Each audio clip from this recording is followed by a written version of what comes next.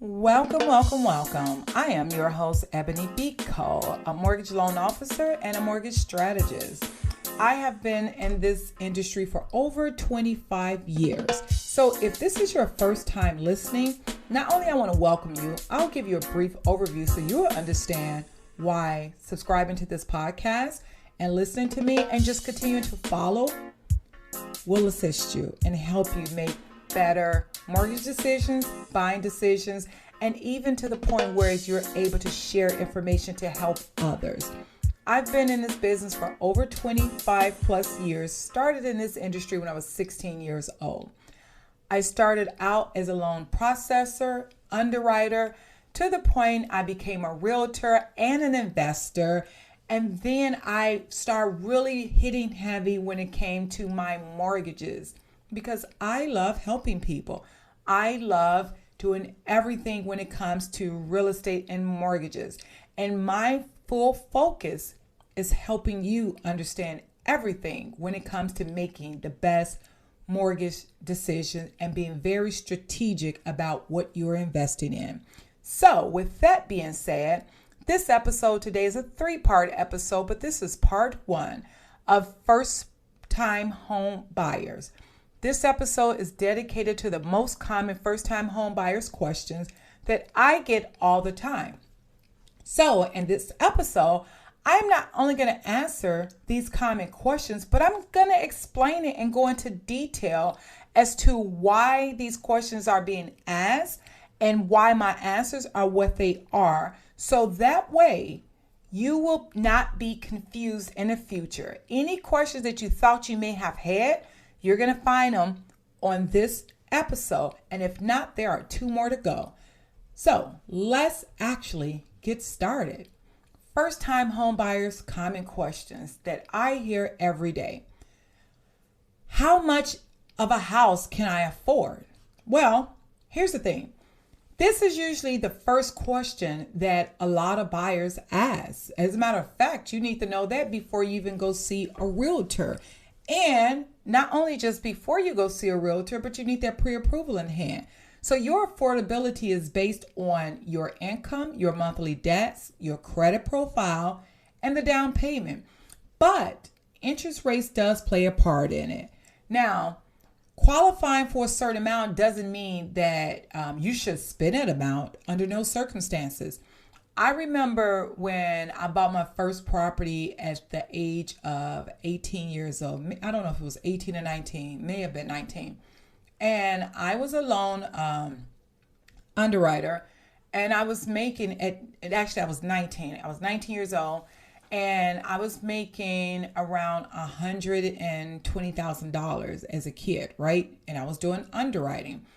Well, I had a realtor, and he is still to this day with Coldwell Bankers. I'm always, shout out his name, Bob Showalter.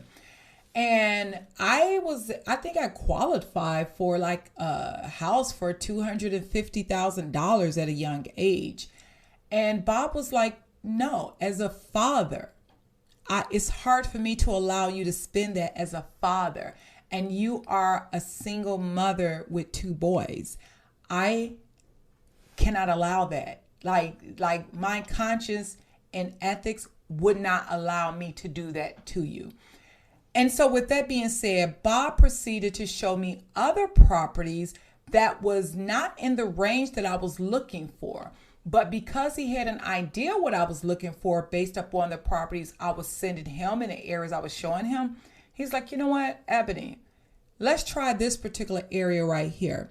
And we went to that area, and the homes that was over there looked practically identical to the same townhouses I was looking at. But you know what? I ended up putting one under contract for $64,000 versus $150 versus the $250 that I qualified for, because that was something that he said as a father first. I cannot allow that. I would not feel right.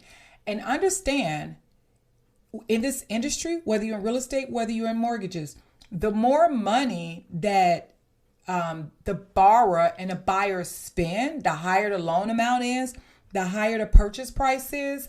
Guess what? We actually make more money. But it wasn't about the money. It was about his values and his ethics and just what made him feel good. Right is right, wrong is wrong. And honestly, this is one of the reasons I do this podcast. It's not about getting information it's not about trying to get business. It's really legitimately about sharing knowledge, sharing business, because I have been blessed. And I was blessed with that realtor who helped me get my first home at the age of 19 years old. So with that being said, how much you can afford is based upon your credit, based upon your debt and all of that. But it does not mean that's how much you should actually spend. Now, the reason I say that is because the reality is you need to spend what you feel comfortable with. Just because you can afford a $250,000 house does not mean that that's what you should do. Especially, remember, I had 2 young boys at the time. So, and by the way, I forgot.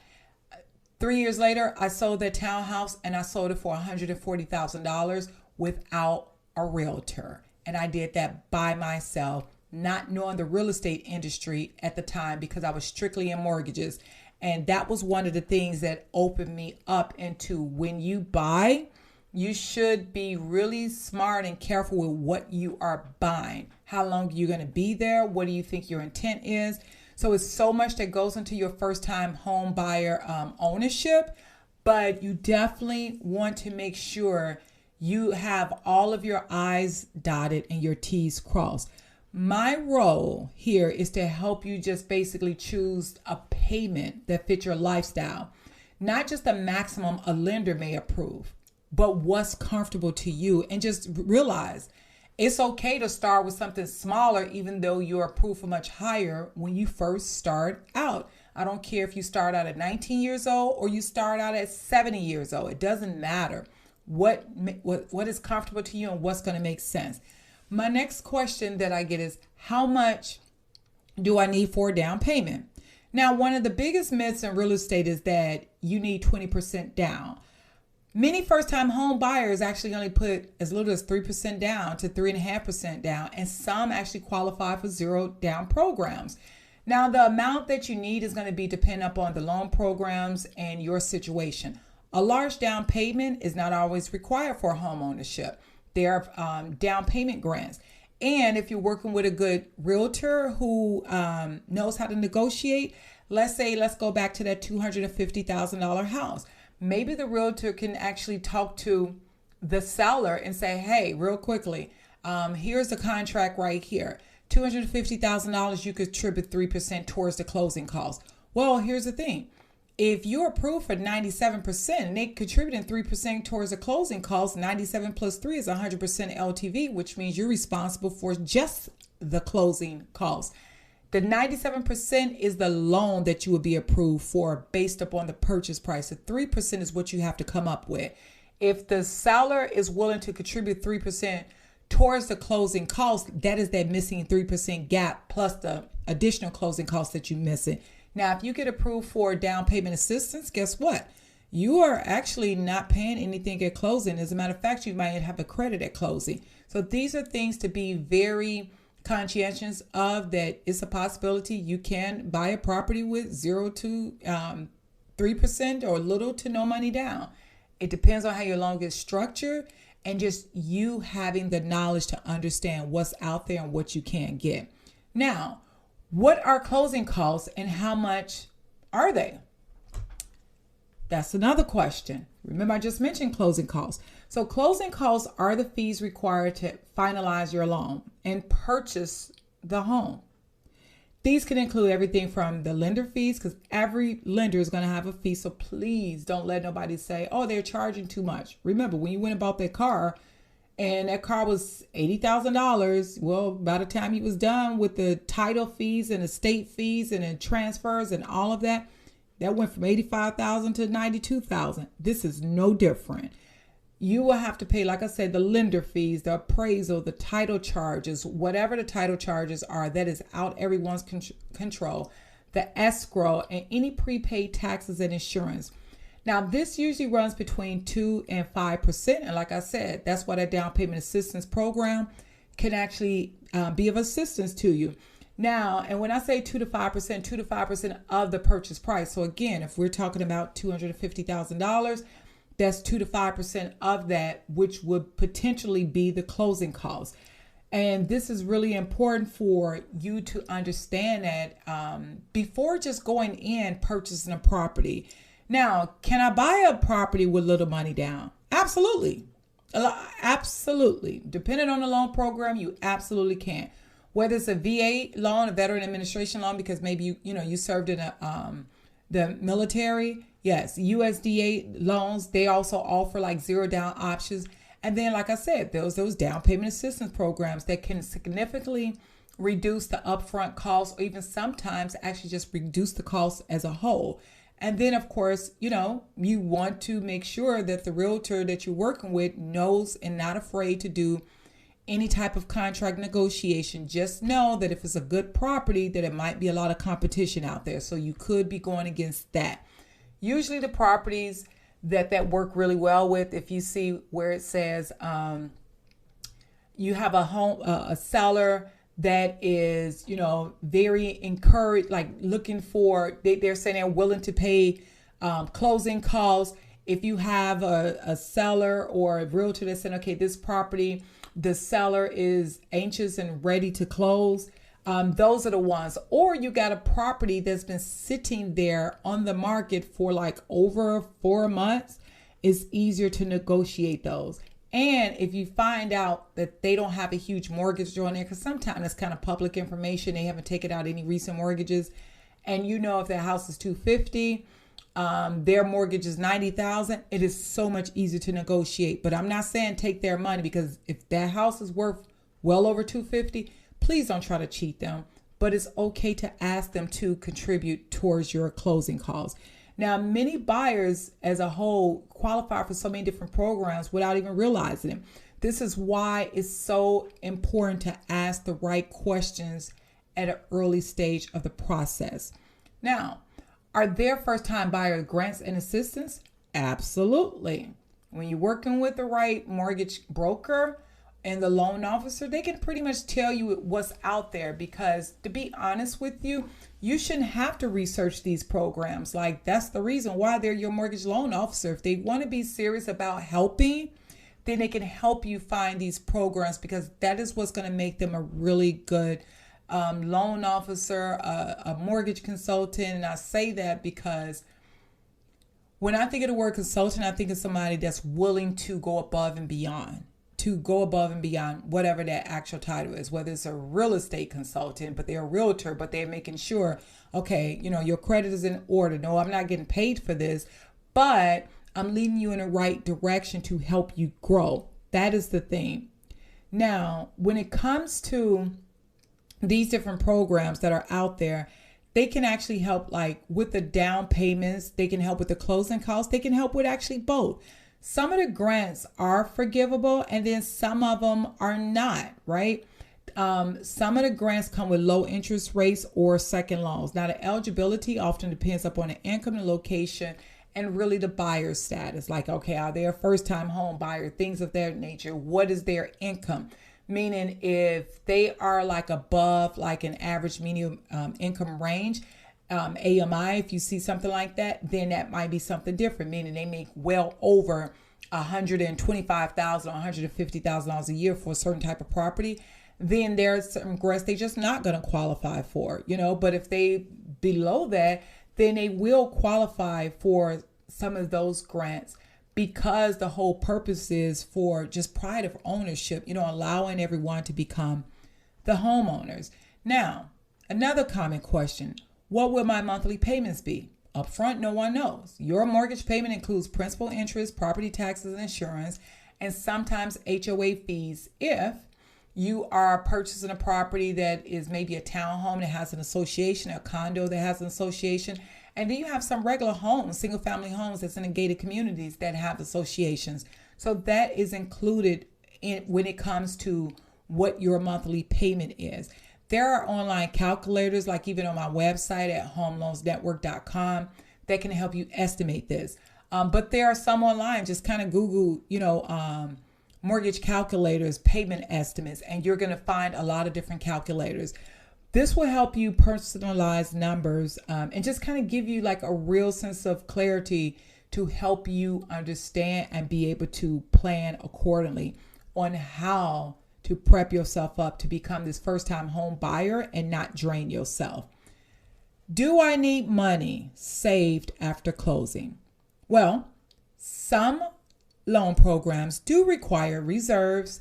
Many of them will turn around and say, okay, you may have money in the bank after closing while others don't. Like some really don't care. What I mean by some don't care if you have money in the bank after closing. Then there are some that say, oh, you have to have reserves, like meaning even after closing, we still need to see you have 6 months of mortgage payment in the bank or a year mortgage payment in the bank. Even when the reserves are required, having savings provides financial stability and a peace of mind, not just for the homeowner, but definitely for the lending institution who's giving you this money or who's loaning you this money. Another common question: what credit score do I need to buy a home? Now, there's no single credit score requirement. Some programs allow scores in the 500s and others require higher scores. What matters most is your overall credit, not just the number, but it's not even just your credit. It is also your income, because you can have an 800 credit score to attempt to buy a home, but if you don't have the income and you're not filing taxes, it really don't even matter. So you still can't get one. And even if you go stated, and that's a whole nother podcast, everything needs to be lined up. I will say that, because even if you go stated, now you're not going to get approved for that 97% or 95%. The loan of value, what they're going to approve you for, is going to be much lower, which means you have to come to close with more money. With that being said, that goes back to what I previously said about the reserves. You will have to have enough money in the bank to be able to close on the loan. So yes, you want to try to make your credit score as good as possible and make sure that you have the income. But like I said, there are programs that are out there and work around certain things. So don't ever think that home ownership would never be possible for you. Can I buy a house with average or bruised credit? You absolutely can. Many home buyers don't actually have perfect credit, and perfect credit is not even really a requirement. Lenders look at patterns, recent history, and how they've been managing their credit like in the past and even over time. Even if your credit needs improvement, there are still potentially so many solutions for you outside of just fixing your credit or trying to get your credit score increased. There are so many different programs that you can do. Do student loans hurt my chances? Not necessarily. Student loans are factored into your debt to income ratio, but different loan programs calculate them differently. Having a student loan does not automatically prevent you from qualifying for a mortgage. So that is a myth, okay? Do collections or late payments matter? It depends. Now, medical is not a big thing anymore. It used to be back in the day. I'm not telling my age, but it used to be back in the day. Right now, it's not even a big thing. As a matter of fact, the government actually passed a law that they cannot, the medical can't even really be counted. And I'm not saying go get some medical debt. That is absolutely not what I'm saying. What I'm saying is you do want to make sure that you don't have no collections if possible. Just each loan program treats collections differently, which is why the strategy matters even more, and to understand your credit first.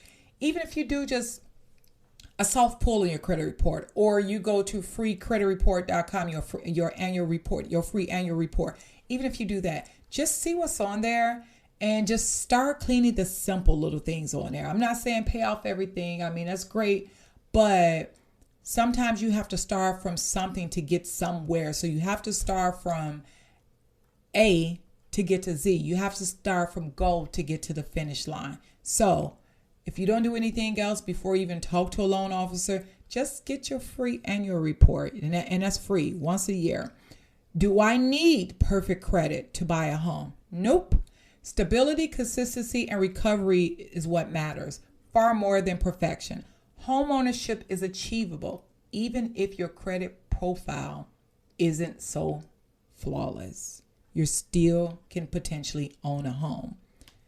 How long do I need to be on my job? Most programs look for 2-year employment history, and they really do not want a gap. So make sure if you do have a gap, there's an explanation as to why there was a gap. Maybe you're in school. Now, when it comes to the employment, like I said, not necessarily you don't have to have, you can have another job, but that's, when it comes to them, how do I say this? When it comes to the job stability, right? They want you to have 2 years of employment, but say for an example, there is a slight gap, just slight. You want to have a letter of explanation, but they do prefer you to have been in the same line of work. So for an example, if you was a nurse and you was a nursing assistant, you go over to be a dental assistant. It's still the same thing, Now, if you was a nursing assistant and all of a sudden you go to be strictly just an Uber driver, no more, no less, then that could be questionable, especially if you're in a situation where already your credit score is low, because again, a lot of banks will potentially approve you with a lower credit score with compensating factors, meaning job stability, income consistency. And that's why I said consistency and stability is what actually matters, not having the perfect credit all the time. Now, when it comes to how long you need to be at your job, you want to have been there for at least 2 years. If not, at least have a 2-year history. So even if you was at that job for 6 months, but you left that job and then immediately, like I said, went to go be a dental assistant from being a nursing assistant, you're fine. Just have the 2-year stability. Job changes, promotions, and self-employment can qualify when properly documented. So don't think that you have to keep working for the corporate company just to purchase a house. No. Just make sure it's documented. Just make sure you file the taxes where it can be verified. And because the lenders will verify your income by having you to sign an 8821 and a 4406, which is an IRS document to verify your income. So no fraudulent tax returns, no saying this is what you make and you don't, unless you're a real estate investor who's doing like a stated and no verification type loan. That's a difference, but understand that if you was going that route, you would need at minimum 20% down plus the closing costs. So for first time home buyers, it is absolutely important that your income is verifiable and your assets is verifiable. Now, what's the difference between an FHA, conventional, VA, and USDA loan?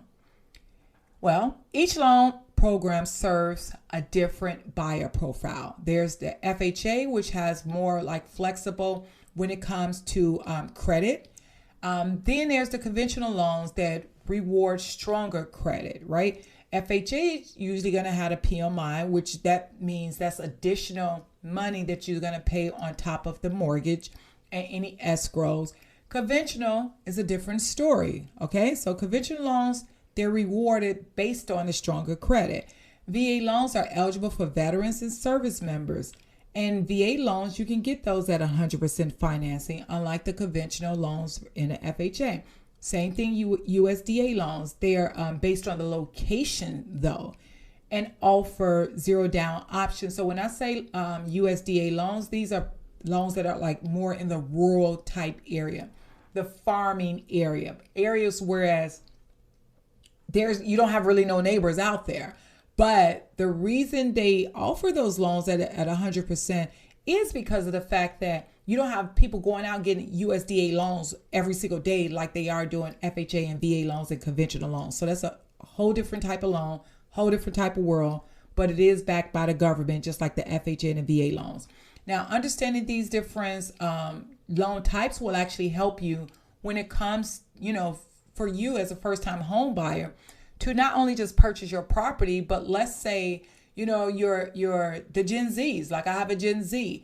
Gen Zs are trying to purchase properties right now.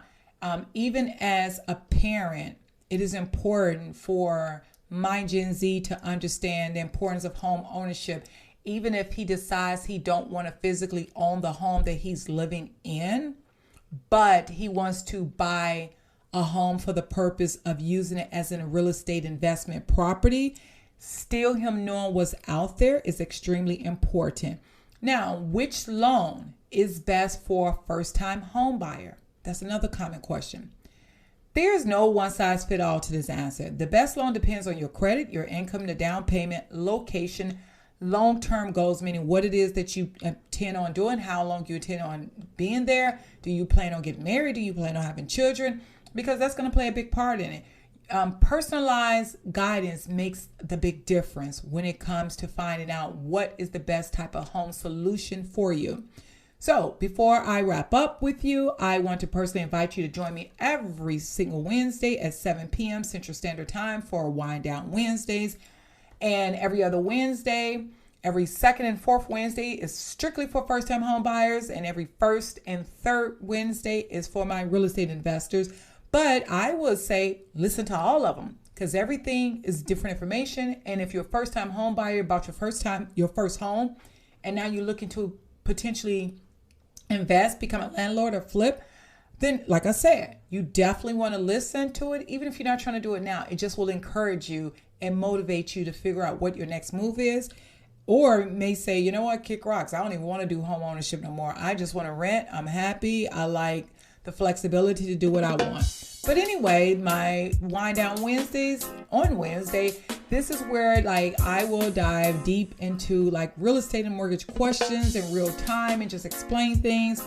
You can ask questions. You can get all the clarity that you need. And this is just really have an honest conversation about buying, refinancing, and just investing in today's market. So make sure you subscribe on YouTube to the Real Estate Deal Room. And that's, again, like I said, at YouTube at the Real Estate Deal Room. Turn on the notifications. And I will see you every Wednesday at 7 p.m. Central Standard Time. Thanks again for tuning in. And I can't wait to answer your questions.